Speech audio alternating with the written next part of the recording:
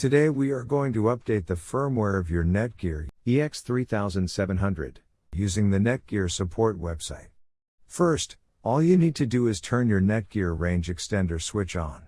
Go to your laptop or PC and visit my WiFi.X.net. Now log in using the username and password. In case if you forget your username or password, then please get in touch with our support team. They will help you out to solve the issue.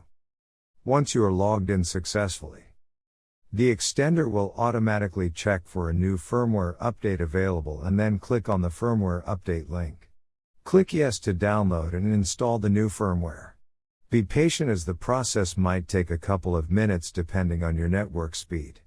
Once finishes, the extender will reboot itself and all your devices will be disconnected. Connect your device and enjoy the extended network. Return to my Wi-Fi EXT website and log in to make sure everything is working fine. In case if you are still facing any issue with your Netgear Range Extender device, get in touch with our Netgear Range Extender experts for instant solutions. Thanks for watching our video, and do not forget to like, share, and comment on the video, so that you never miss any video from our channel.